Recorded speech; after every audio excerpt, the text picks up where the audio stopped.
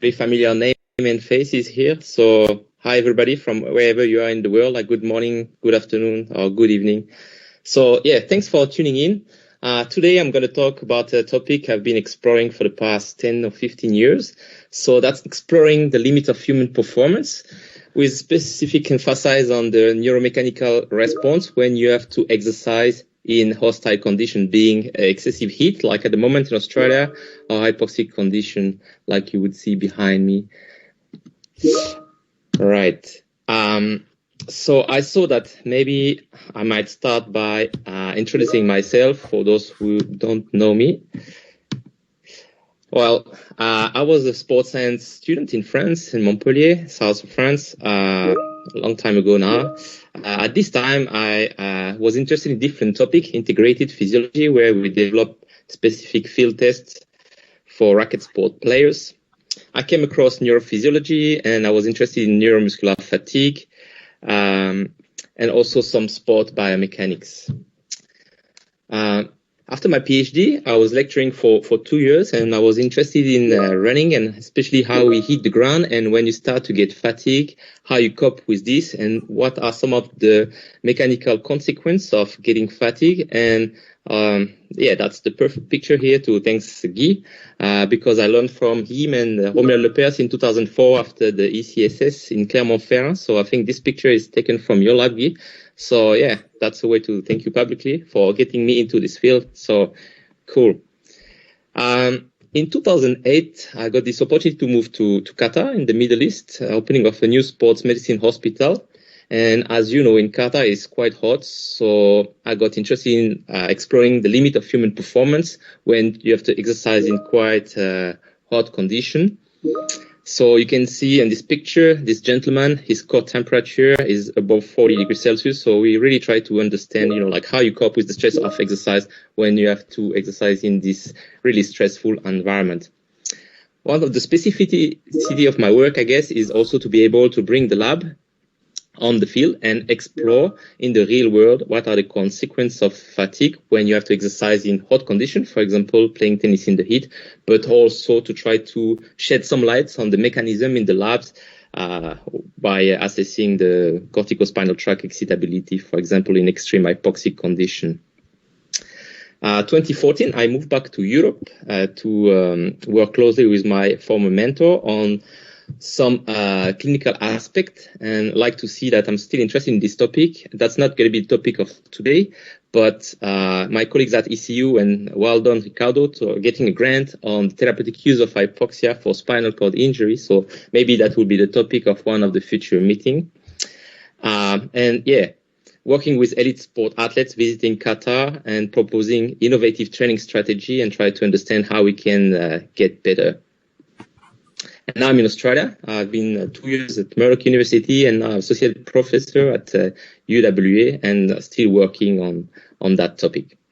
So really my research is about conducting research in the lab, but also a fair bit of research on the field and again on the lab, because I think that to get true answer, I think we need to have this complementary approach of collecting data in both settings. And that will be today what I will be covering in my talk. I will be presenting some results of some studies that have been collected in the lab, but also on the field.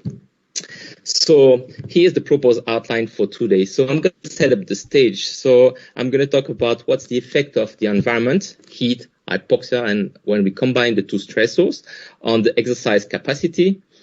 Then I'm going to present a series of studies that I've been collecting in the lab, and I will use repeated sprint training, so an exhaustive exercise mode, and how graded hypoxia or different severity of heat will influence the way we perform this exercise modality. And then we're going to apply this knowledge on the field, and I'm going to present some collaborative study that we have been conducted during my time at Aspeta, when players have to play in extreme heat, team sport, tennis, or football. Right. So with this in mind, let's get started with setting up the background on the influence on environmental stress on exercise capacity. So Nothing new here, but you would have noticed that more and more major competitions are organized in warm climate. Some of you are even expert in this because they have been participants to these major events. Of course, the next Olympic is going to be hot in Paris. Is going to be also hot. And this is also true at altitude. More and more competition are organized in the mountainous area around the globe. And with this in mind, the IOC and the FIFA, they produce some consensus statement about how we can improve the competition, but also preserve the health of the athletes when they have to exercise and compete in this stressful condition. So let's take football as an example. I have one study on the heat on the left-hand side and one on hypoxia on the right-hand side. So Gulf Cooperation Council, GCC, this is a constellation of 7 countries in the Middle East, Qatar being one of them. And what we figure out is that when Qatar is playing one of the GCC country, there is not much of a difference in terms of the goal score and the final score, what you can see at the bottom here. However, when Qatar is playing an equivalent nation at home above 20 degrees Celsius, so when it starts to be hot in Qatar, they have clear advantage because they're going to score more goals than the visiting team. So a clear effect of the heat stress. And the same is true for altitude. Here you have the country in the South America when they have to compete against other countries from South America that are based near sea level. And those countries, especially Bolivia, 3,600 meters in La Paz, you can see that when they have to play, for example, Brazil, they would score more goals when they have to play at home compared to when they have to play away. I don't know if you remember, but a few years ago, Bolivia was beating Brazil 6-1, which is something that might not happen in Brazil, right, near sea level. So clear advantage of the home team once they have to play either in the heat or at hypoxia.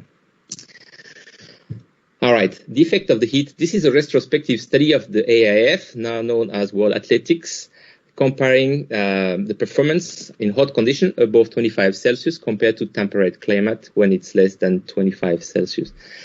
And what is quite clear is that all the sprint events benefit from the heat, right? Because the heat will act as a passive warm-up strategy. Middle distance, there is not much an effect. And of course, when the exercise is going to be prolonged for the middle and long distance event, then there will be a negative effect of performing this exercise in hot climates. In hypoxia, things are a little bit different. In blue, you have sprinting or intermittent sprint or wind gate type exercise, and you can see that no matter what the altitude and up to a really severe hypoxia of 6,000 meters, performing a single all-out effort will be the same like near sea level or close to the Mount Everest. However, time trial and time to exertion performance is going to be progressively impaired as you go higher in altitude. So when we exercise, already this is a stress to the environment. And of course, the cardiometabolic stimulation is going to be significant and can become a potential limiting factors. Also the respiratory rate. But also what we're interested in today is more the neuromuscular adaptation that also can become a limiting factors. So what's happening when you exercise in a hostile condition? So that's going to accelerate the rate of neuromuscular fatigue. And once you exercise in hypoxia on the left-hand side, there will be an impairment of the convective oxygen transport capacity. And when you exercise in the heat, attainment of a high core temperature might also limit exercise capacity. But something that we need to realize is that when you're exposed to hypoxia, the stress on the body is immediate, right? We have to compensate for the lack of oxygen, right? If we want to maintain blood carrying capacity around the body and the muscle use. However, in the heat, it's a bit different, right? When we're acutely exposed to the heat, actually heat is a good thing and there is a passive effect and performance can even be better, especially for short all-out efforts, as we learned from previous slide. However, once the temperature increases to a certain level, and we define hyperthermia as 38.5 or above, then high core temperature may become a limiting factor, but only when we reach this hyperthermic level. So now I'm going to talk about what's happening when we exercise in both combined environment. And this is actually the first study I've been conducting during my time in Qatar. So data I've been collecting in 2008. Even so, for some reason, we published those data later on. So we invited participants to cycle until exhaustion at a constant work rate that was based on the percentage of the power associated with VO2 max. And we did that in 4 conditions. A control condition, sea level and neutral condition, an hypoxic condition in green, a hot-only condition in orange, and a condition where we combine hypoxic and hot environment. I'd like to draw your attention that the stress level would be considered as moderate, both for hypoxia and warm environment. We assess neuromuscular function before and after the test, as we all do. And we wanted to assess what would be the effect of combining both stressors. So obviously, compared to the control condition, we would have expected that when you exercise in either hot or hypoxic condition, performance is going to be decreased, but that when we combine the 2 stressors, maybe performance will be even more decreased. And the question that we had would be, what would be the nature of the interaction between hot and hypoxia? When we combine the 2, would that be the same like either stressors? Would that be more? And to which extent? So here are the results. When you exercise in cool condition, exercise was about 1 hour in duration. When a subject performed in the hot condition only, it was only 2/3 of what it was in control condition, and that was exactly the same in hypoxia. They exercised for about 40 minutes. And when we combined the 2 stressors together, then the performance became more altered, and then it was only 25 minutes compared to above one hour, like in the control condition. So clearly an interaction effect here when you combine the 2 stressors. What happened to the exercise response? So as expected, the SpO2 was lower. I was exposed to hypoxia, and you can see that those levels would have been considered as moderate hypoxic stress on the body. Core temperature increased in all conditions, but the rate of increase was faster in hotter condition, and then was higher overall in hot condition compared to when there was no heat exposure. Warm condition also increased the skin temperature and the heart rate, and this happened independently from the simulated hypoxia. In terms of neuromuscular function, that was quite clear that there was a general effect of fatigue. So it means that in the 4 conditions, neuromuscular function was altered. The golden standard was the force that you can produce during a brief MVC. That was the plantar flexor. And we saw that in all conditions that decreased on average by 10%. And that was due both to central and peripheral aspect. But again, the magnitude of change from pre to post exercise was overall similar in all conditions, no matter what's the exercise conditions.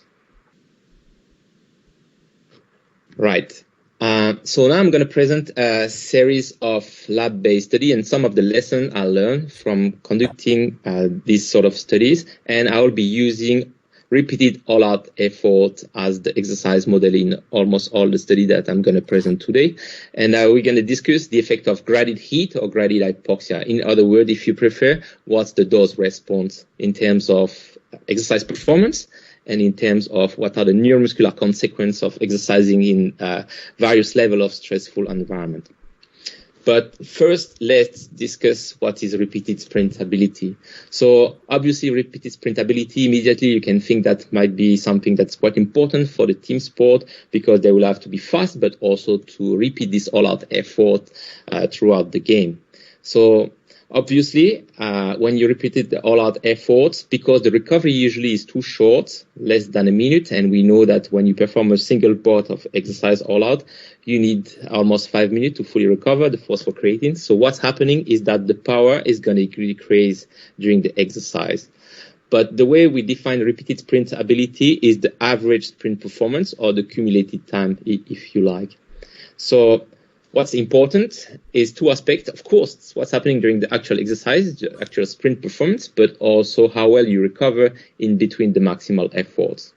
So during the exercise, you need to produce a short burst of maximal all-out effort, and then it comes to the energy supply, the phosphagen system in particular, and the force production capacity.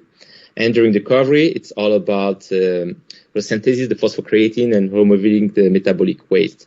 So that's an interesting exercise model because in order to be successful, there is strong neuromuscular and also metabolic component of this ability. And that's the model that I'm going to use in the study that we're going to discuss now.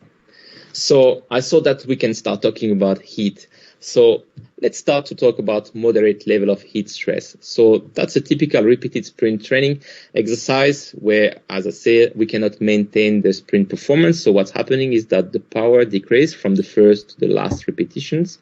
So that was performed in cool condition, in blue, and hot condition, what we can consider moderate hot condition. Maybe not in the UK, but here in Australia, trust me, 35 will be considered moderate heat. So what we observe is that when you're exposed to the heat, actually the performance on average, what is the best index of the repeated sprint ability, is improved by 3%. So performance is actually better, not worse or the same. It's actually better when you exposed to moderate heat. Here you have the measure of the core temperature that we measure by ingestible pill in the intestine, and you can see that during the time of exercise, on average, the core temperature was 0.5 degree higher in hot compared to cool condition. But the hypothermia level was quite moderate because we didn't reach 38.5, which is how we define hypothermia. Those two values at the extreme are the temperature during the neuromuscular test that we've been performing before and after this repeated sprint training exercise.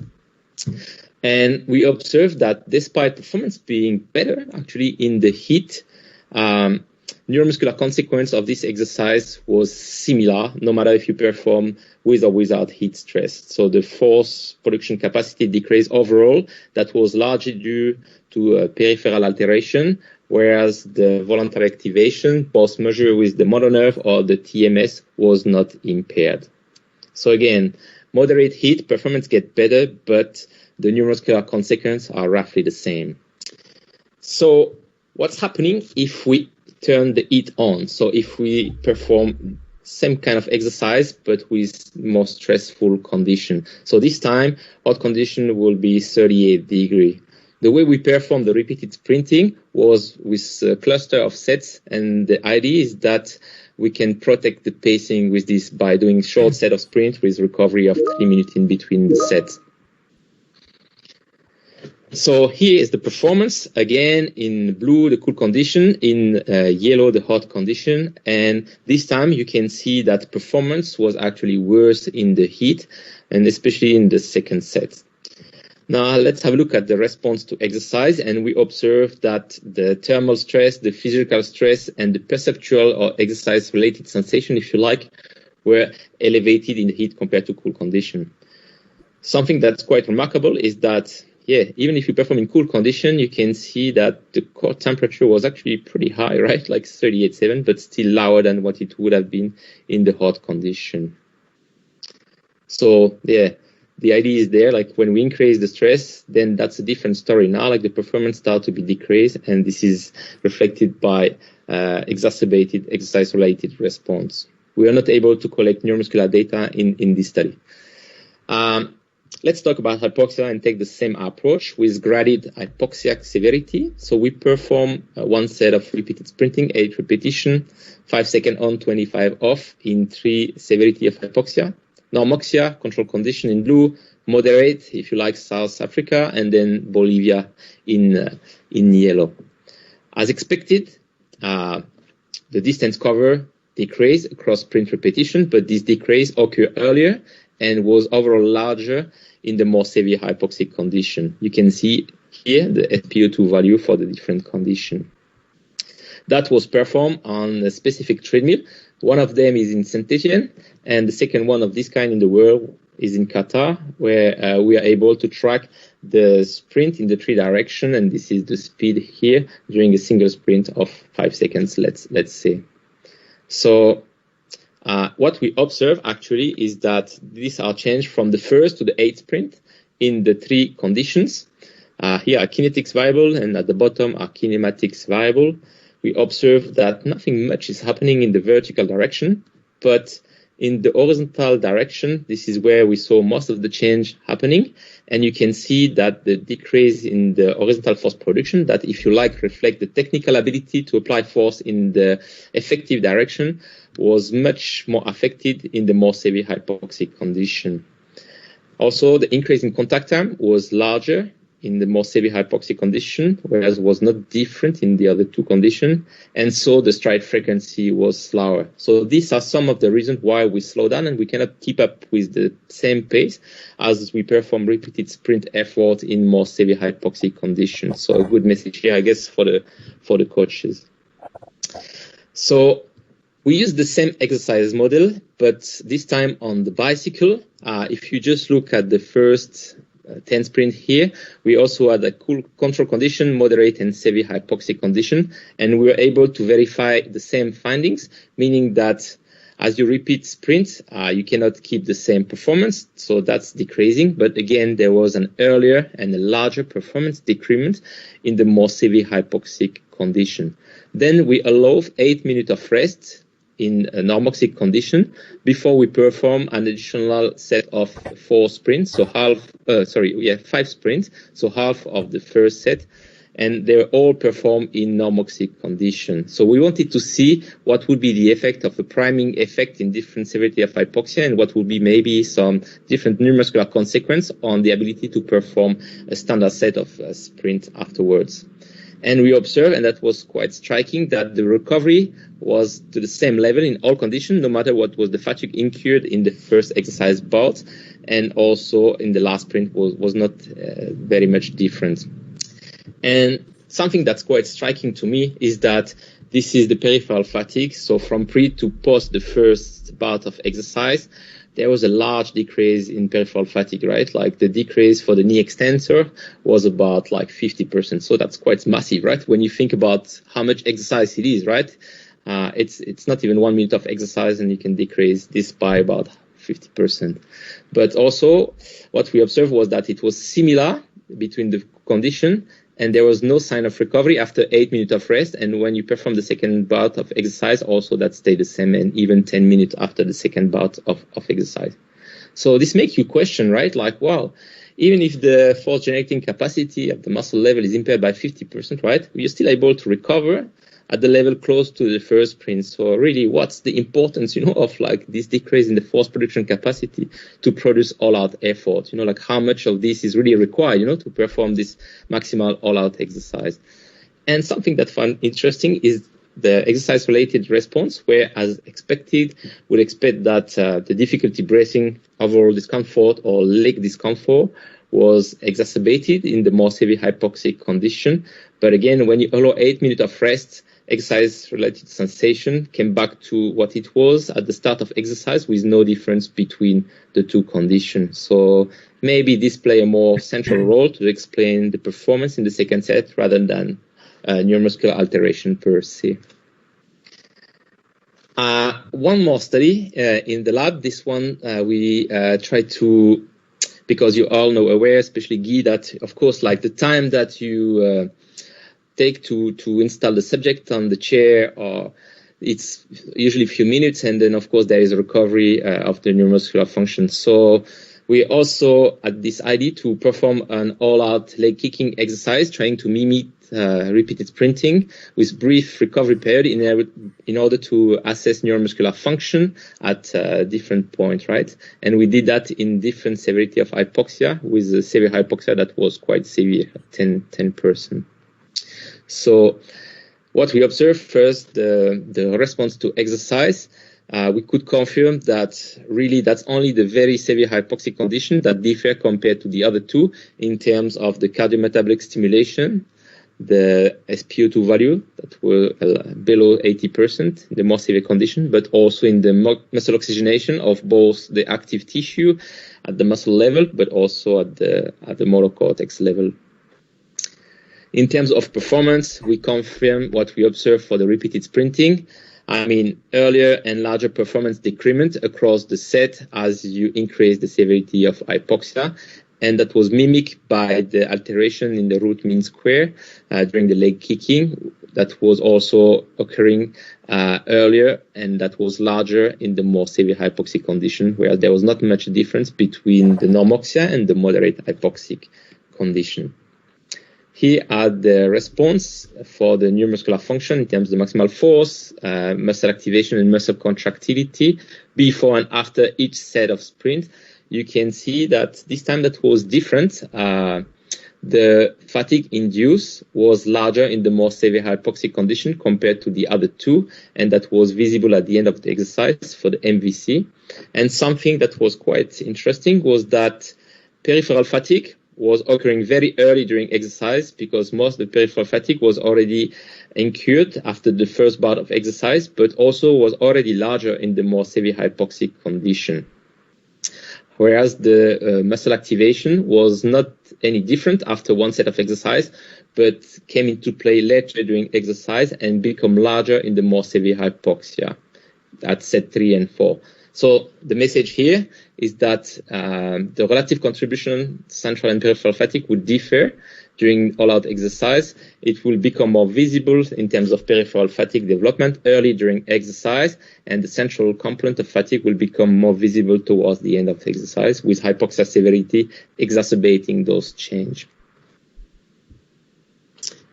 Right. So in the last part of my talk, I'd like now to talk about taking the lab into the field to get a better insight about what's happening and might limit performance and the recovery of neuromuscular function when you have to exercise in the heat in the real world. So I'm going to present two large projects that we conducted by playing football and tennis in the heat.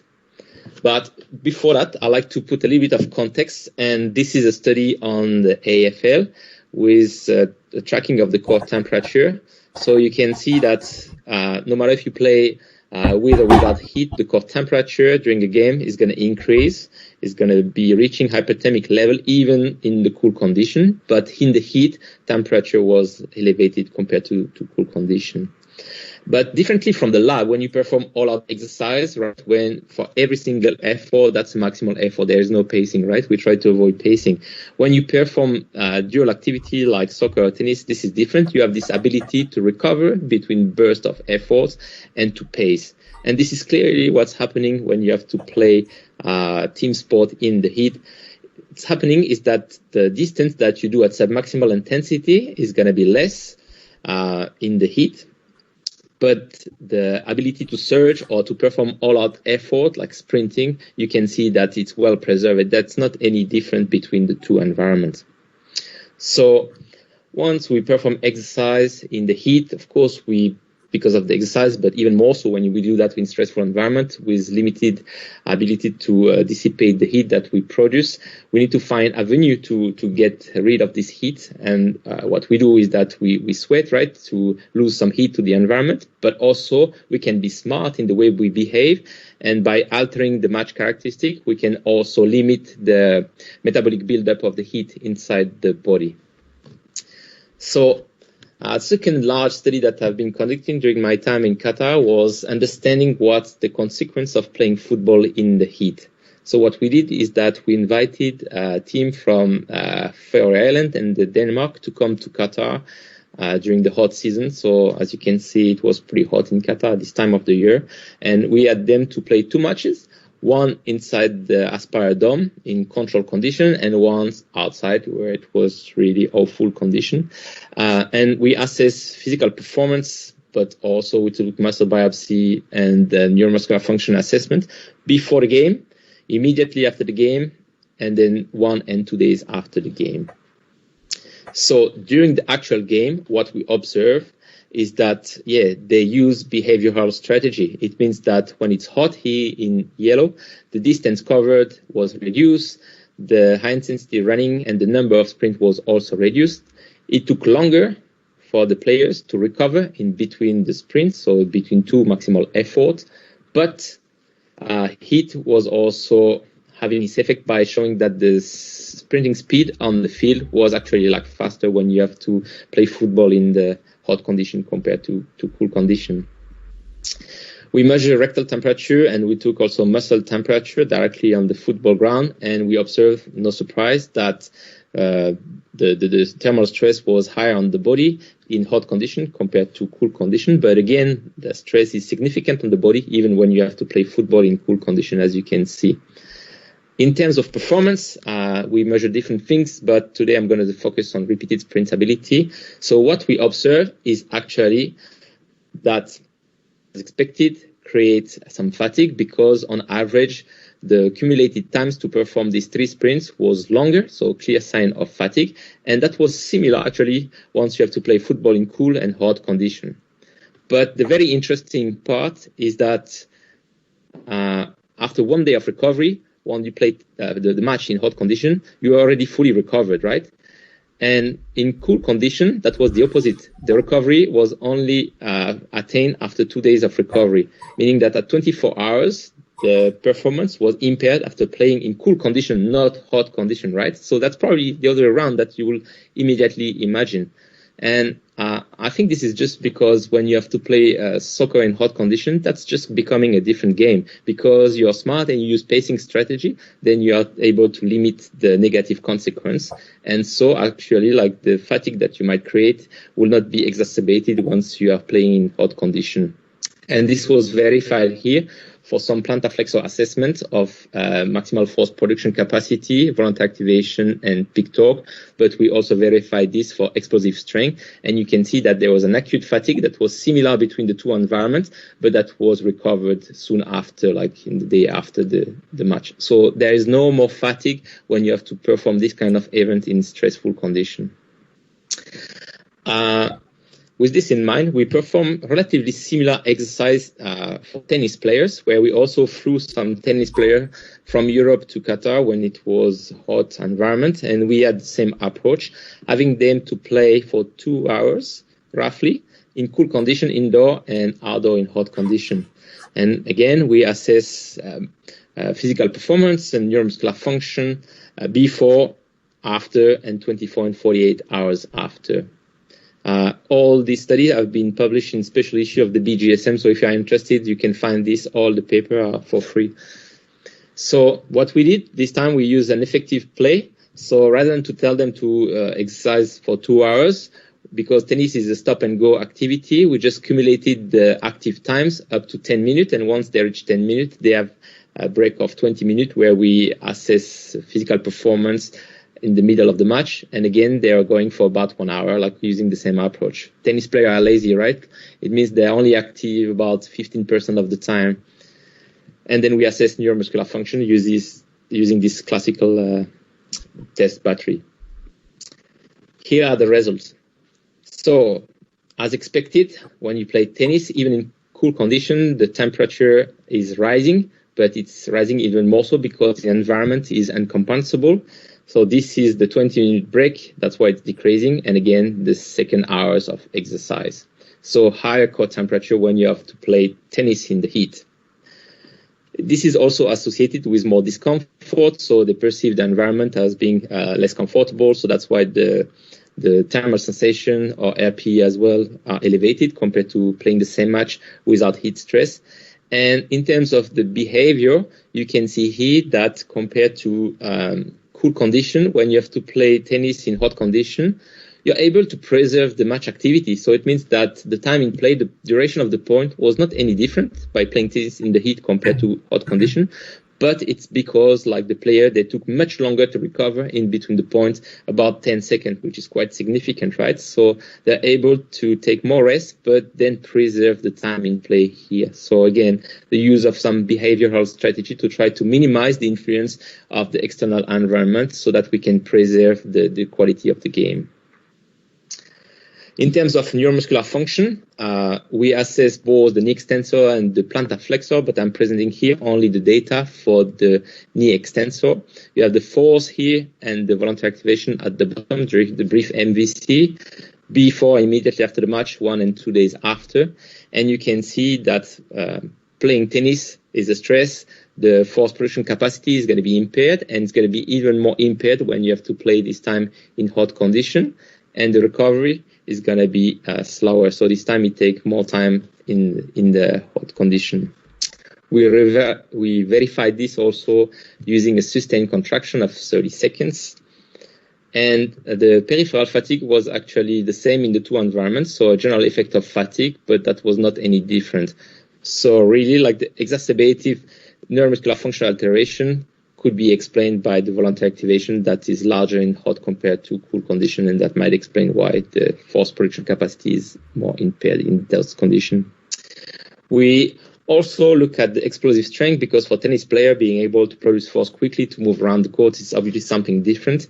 I don't need to explain this in detail, I guess, with the lecture that was offered during the last meeting. So we collected the force and the corresponding EMG trace at different time interval in the first 200 milliseconds, keeping in mind that it takes about 300 milliseconds to reach the maximal force.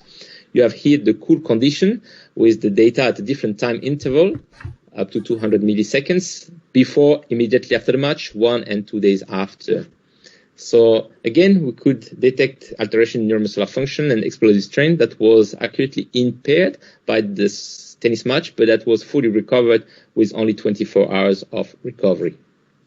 In terms of hot environment, the stress was larger because the alteration from pre to post the match was much bigger, and then the explosive strength was still impaired 24 hours and was only recovered 48 hours after the match. And overall, also there was an effect of the heat environment because the explosive strength was lower in hot compared to cool condition.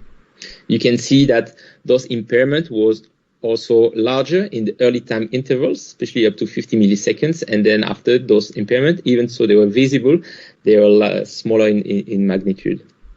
Also larger variability at this time interval that might explain also why. EMG, there was no change, so maybe this is not where we need to explain the decrease in the force production capacity. So maybe more like some peripheral aspect that would explain why the force was impaired.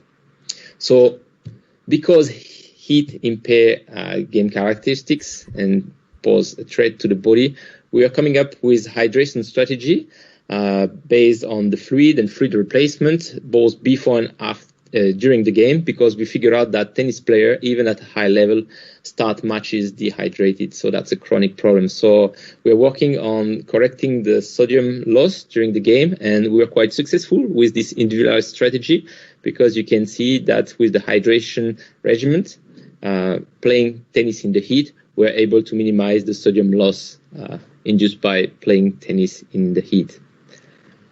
In terms of the stress on the body, the heart rate also was partly preserved, less elevated, and also elevation in core temperature were less compared to the hot condition with no implementation of hydration regimen.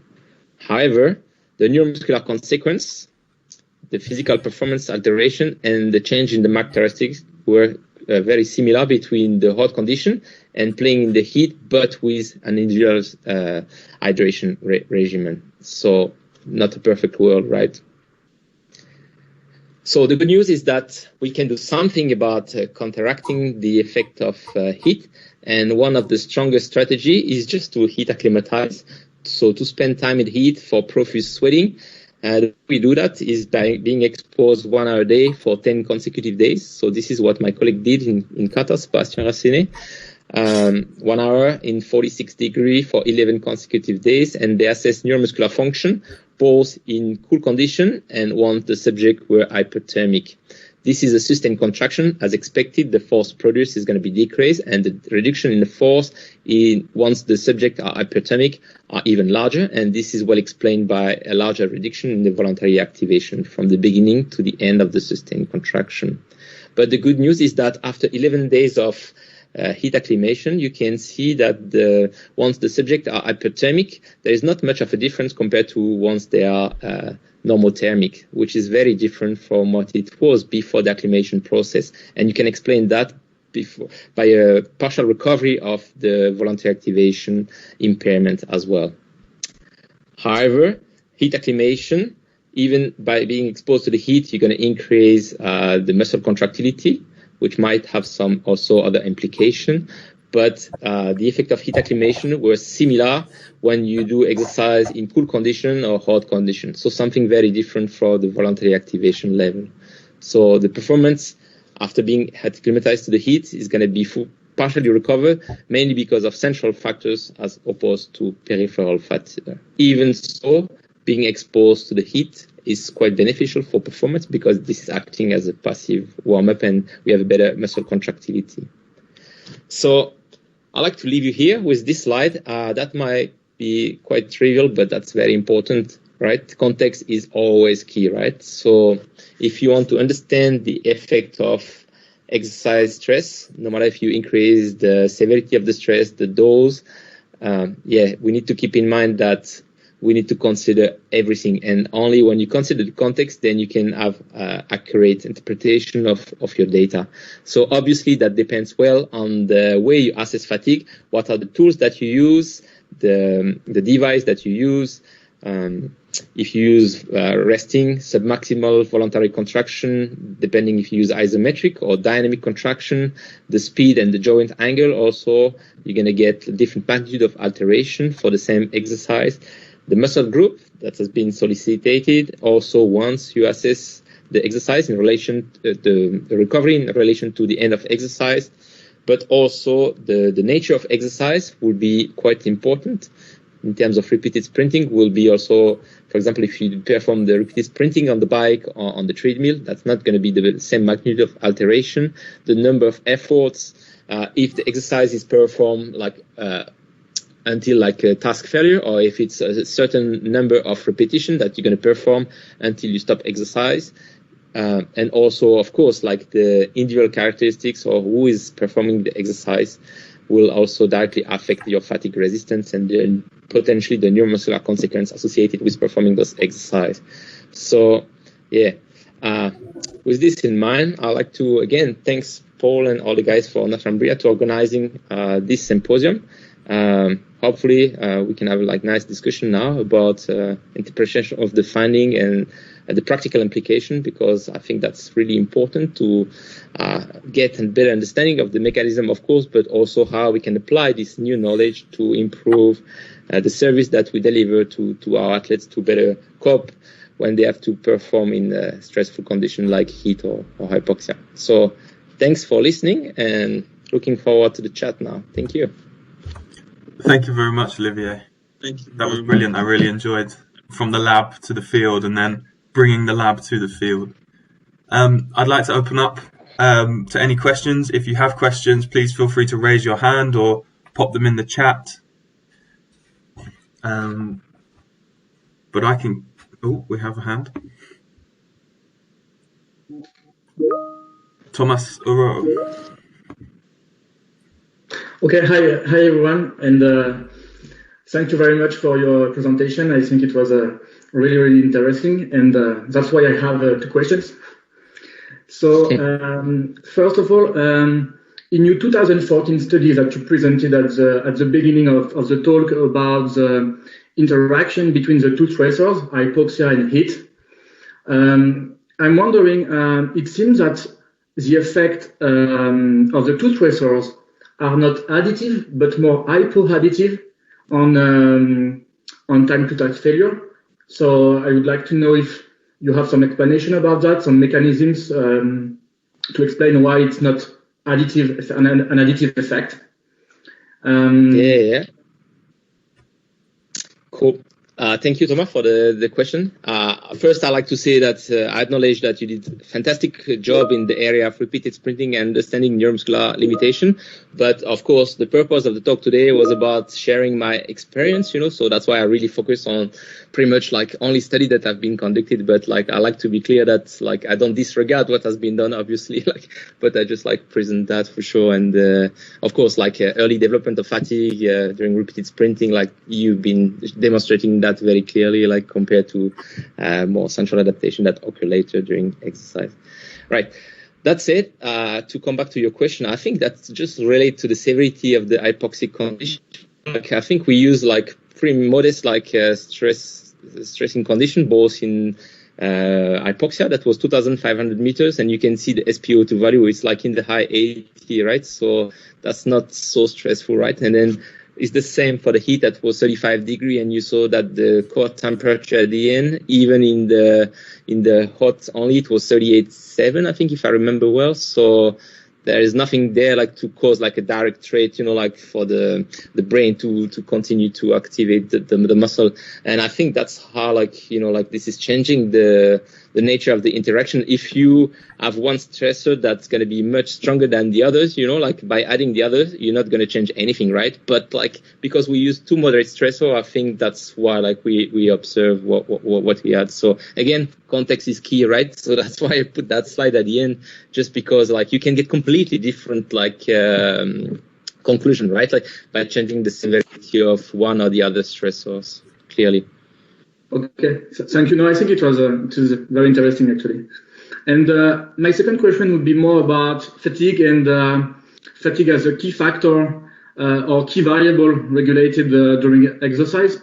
And so you showed the Christian paper, the 2014 paper, showing that likely it is not regulated because you have some different level of peripheral fatigue.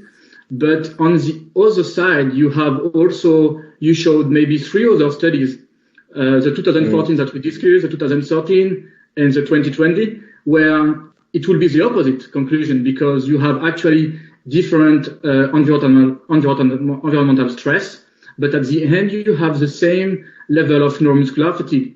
So I'm wondering why we have these discrepancies, and maybe to put further my thought is, do you think that maybe with the Christian paper, the difference is that it is an all-out exercise compared to others where you also have some exercise to task failure? So maybe if we put more sets on the Christian study, instead of 3, maybe 5, do we give the chance to the Neuro-mechanical condition to fatigue more and maybe to reach the same level of fatigue, or maybe not? I don't know. Yeah. Well, again, I think the context is king. I didn't present one study that we conducted lately, the Townsend one, where it was also done whole body exercise on the treadmill, and we saw that the amount of peripheral fatigue actually was larger in the more severe hypoxic condition compared to the other two. Using a whole body exercise. So I think maybe in the Christian one, that's localized contraction, right? So the active muscle mass is much smaller compared to, the bike. And yeah, that's maybe some explanation there, right? It's different.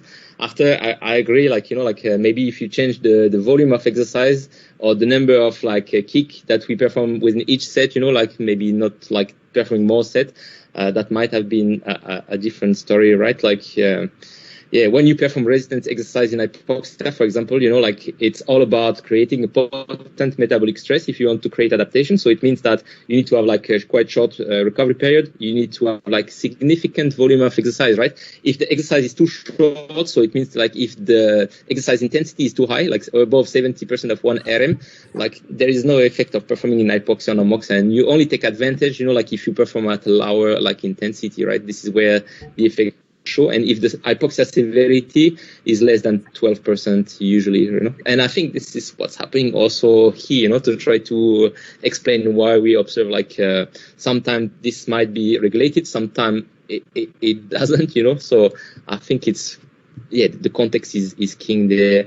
But something that's quite striking to me is that even so the peripheral fatigue can be quite extensive. You saw in the study is 50%. That's massive, right? But even so, after 8 minutes of recovery, you have no sign of recovery of peripheral fatigue. Still, the guys, they are able to reproduce the sprint performance almost similar to what it was at the beginning of exercise when you have your full neuromuscular function. So you just question, wow, such a big alteration in neuromuscular function. How much of this do we actually use, during the actual whole body exercise, right? So what's the validity, of looking at isolated muscle contraction, to try to understand what could have limited whole body exercise, we look at neuromuscular function, sure, but we need to consider that when you perform whole body exercise, it's more complex, right? That's a big stress on the whole body, and there are many regulatory systems that are involved, and probably the cardiovascular system will be major limiter of performance rather than really neuromuscular function. So I think we need to keep in mind the global picture. Sure. Thank you very much. Brilliant. The next question in the chat was from Damien Bachasson. I don't know if you want to ask over the microphone as well. Oh, sure. Thanks. Thanks a lot, and great talk, and that was very informative for me. And I was wondering if in the soccer outcool study or other outcool works, did you find associations between exercise parameters, if it was measured, like the one that could reflect pacing strategies, like, I don't know, total distance, speed distribution, and recovery based on sprint performance or other neuromuscular indexes after 24 and 48 hours? Yeah, that's a good point. I don't think we did that, but I know that my colleagues published a separate paper about heat acclimation, because actually there was a third condition where the player, they would stay in Qatar for 10 days and heat acclimatize, for the condition, and they're going to play again football in the same condition. And they observed some correlation between index of heat acclimation and the match-related performance. So in other words, the one that heat acclimatize well, they're the one that cope better, and they will produce more number of sprint, more distance covered during the match once they're acclimated.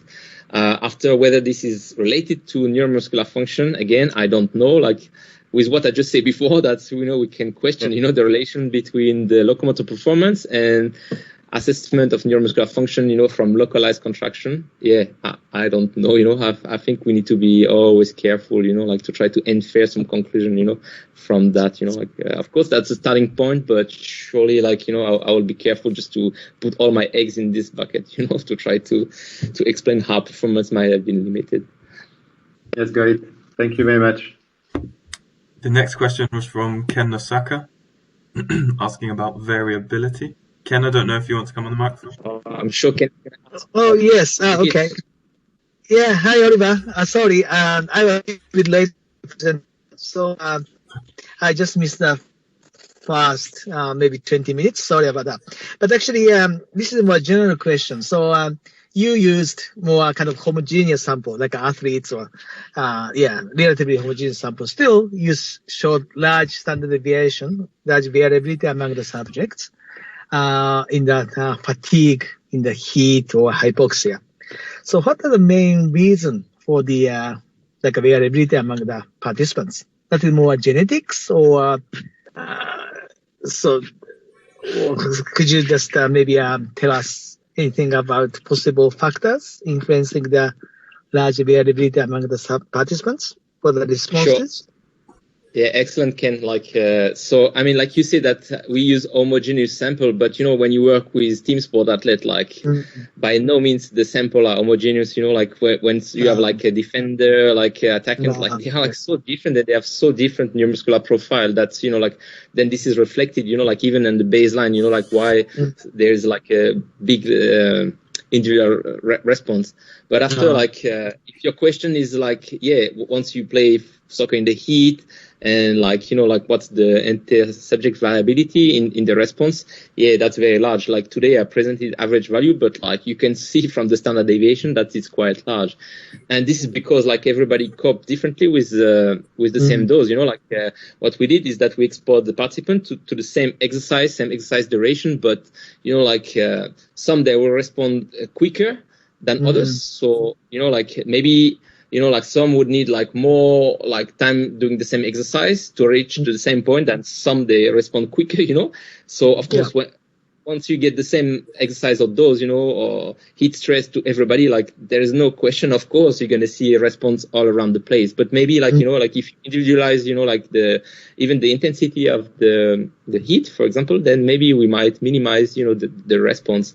And that's what we try to do with training, right? We try not to give the same training, but, to try to give the same internal load and not the same external stimulus for them to adapt and try to minimize the response. So, yeah, some they just are quick responders, some are slow responder, so that's something. But again, these are real world study, so we just want to capture what's the reality. But yeah, working with those athletes after, for the training, for sure, you need to have individualized tracer approach. Okay, thank you very much. Wonderful. Thank you.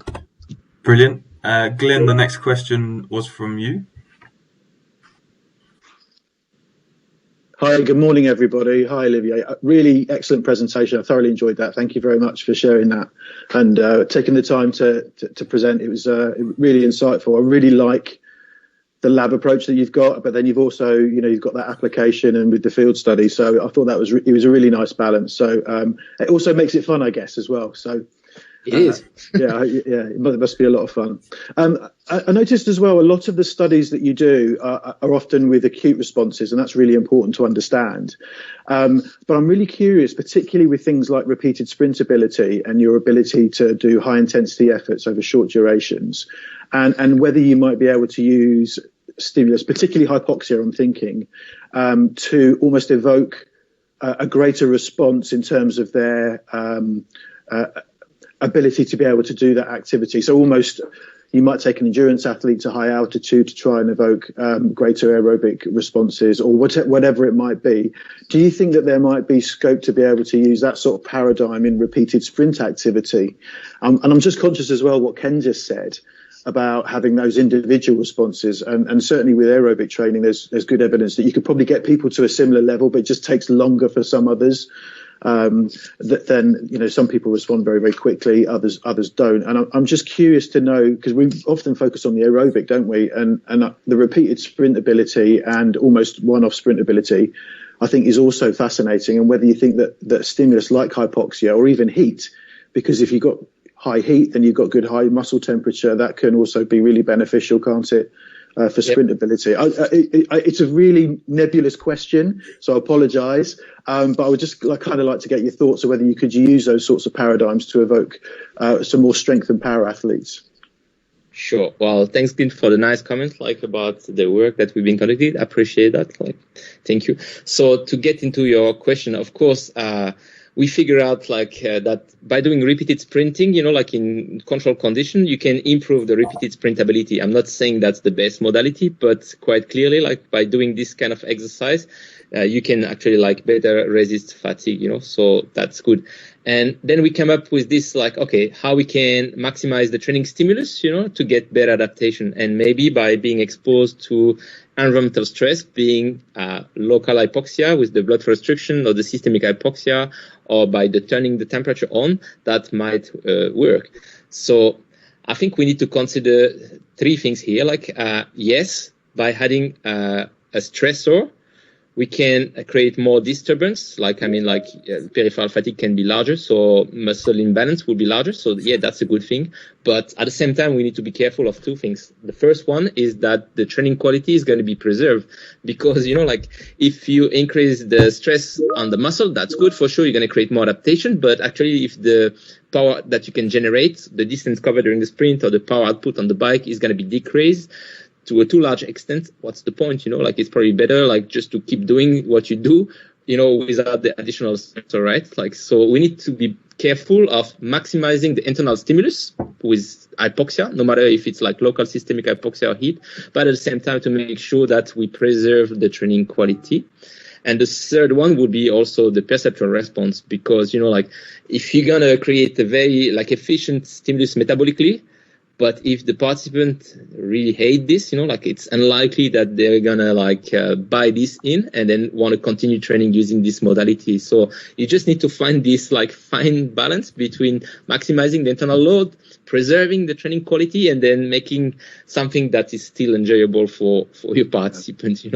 So that's the challenge. It's fascinating because you can, because if you do that repeated sprint activity, so you have, 6-second efforts departing every 30 seconds, for example, that puts you in a fairly big hole once you start repeating a few of those. And of course, if you do it in hypoxia, then of course you're going to be in a bigger hole. So then you lose the quality. There's a higher reliance on the aerobic metabolism, and then actually you're not stressing what you need to stress if you want to, exactly what you say, to get that quality. So the balance is, it's just so much. There's so much to do, isn't there? And so much to know. Yeah, it's really exciting so complex. I think now we are trying to understand, how we can refine the best practice to deliver the best stimulus, and then a stimulus that's going to be individualized, so we can reduce the individual response. And by knowing what's the dose you need to deliver to everybody, then that's probably how we go. If I can comment on something, would be we used to do a long set of sprints, let's say 15 sprint in one go, which is probably opening the door for some pacing strategies. So now what we do, thanks to Greg Millet's lab, where they implemented this repeated sprint training in hypoxia by using cluster of sprints. So it means that, yes, we're going to perform still 15 sprints because this is what you need, to create adaptation, but we're going to do that in cluster of sprints. So it means that you're going to perform 5 sprints and then you're going to recover for 3 or 4 minutes, and then again, so this way you're able to like still maintain the recruitment of fast twitch fiber, which is like really the key, like if you want to keep perform better. So you just need to change the structure of the exercise to try to take advantage of hypoxic stimulus and to preserve the training quality. Because if you don't do that, of course, especially if you increase the hypoxia severity, right, the power is just going to decrease, and this is not what you want. You want to try to preserve this, but still maintain the stress. So you need to be creative, right? That's what we try to do. Agreed. Yeah, thank you very much, Olivier. I appreciate it. Thank you. Brilliant. We have a question from Simon Walker asking about, well, I don't know if you want to come on the mic, Simon. I guess so. Thanks, Olivier. Really nice body of work that you've put together over several years there. Sorry to go back, but I guess it piqued my interest when you were discussing with Ken about specific individuals. And I was just wondering, have you noticed, are there specific neuromuscular characteristics that an individual may have that might associate with a certain acute response, or even maybe even predict an acute response in the heat or hypoxia, and do they respond the same to both of those stresses, or what? So yes, there are some profile, and usually the one that are more explosive, that can generate high bursts of power, like they will also be the one that will have more fatigue, more decrease, like as you repeat the leg kicking, for example, and that's quite clear. Like, yes, that's very clear. After, like, what's the impact of heat or hypoxia on this? And do we have some tests, like some screening, if you like, yes, to, say like you're going to be responding well, or you're going to be having like a hard time, like being exposed to this condition. Like, no, we don't have this, like, we don't have this from neuromuscular point of view, but also we don't have this, from general point of view, like, like when we embark athletes in altitude training camps, it's hard to know like which one will respond well. Like, I mean, we know that if you are sick, if your iron level are low, like you're not going to respond well for sure. But like in terms of neuromuscular, we don't really know, and we don't really know if there is a neuromuscular adaptation. I mean, like I just presented my last slide about heat acclimation, where it seems that you can recover some of the muscle activation impairment once you are hypothermic.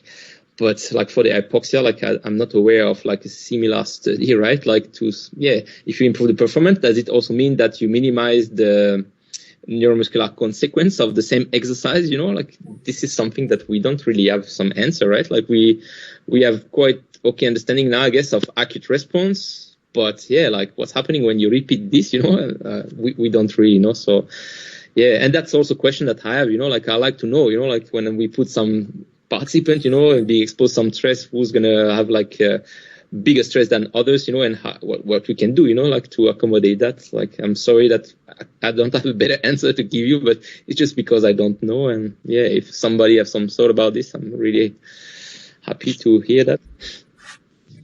Yeah, nice. Thank you. Lovely. And then thanks. Guy has a question. Hi, everyone. Hello, Olivier, again. Thanks for the very dynamic talk, as usual. You have conducted many studies in repeated sprints in the heat and hypoxia in both running and cycling. And I was wondering if you tried to step back and try to compare both modes of locomotion and see if there were differences between the two. It's a very vague question, but have you noticed like systematic differences in terms of neuromuscular responses or fatigue amplitude or fatigue etiology between running and cycling? Well, that's a good question, because like sometimes, like we train our athletes on the bike, and then after we do the pre and post testing on the running mode, because they are team sport athletes, so weight bearing activity. And then like, the coach, they're like, like, is it like, is there a transfer, like when you train them on the bike, and then after like, like when you assess that during the running. So, what we figure out is that the magnitude of fatigue is larger on the bike compared to the running. Like if you calculate the sprint decrement score, for example, like that's always twice larger on the bike compared to the running mode. That's quite clear. But the beauty of the running is that you can also assess the technical ability. So not only like the decrease in the force production capacity and so on, that's one thing, but you don't compete for that, right? Like you compete because you want to get faster and you want to understand why you slow down. And with the adult treadmill, the beauty is that, we figure out, and you saw this slide with the severity of hypoxia, that's quite clear that what's decreasing is the technical abilities, the horizontal force production. That's not in the vertical direction, and that's only in the more severe hypoxia that was happening, and the contact time getting much longer. That's also only in the more severe hypoxic condition.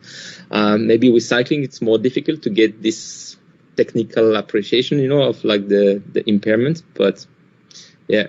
After having said that, for sure, like, you cannot only like train in the running mode, because those guys many times in training camp mode, like they have high training loads, so if you only put like training session running mode, like that's going to be difficult, especially for the repeated sprinting, because you have this deceleration during the running part, so this is quite stressful. So that's why they usually like to have like a blended approach, to have like, like half on the bike, half, like still running, to get some transfer, so that's what we usually do.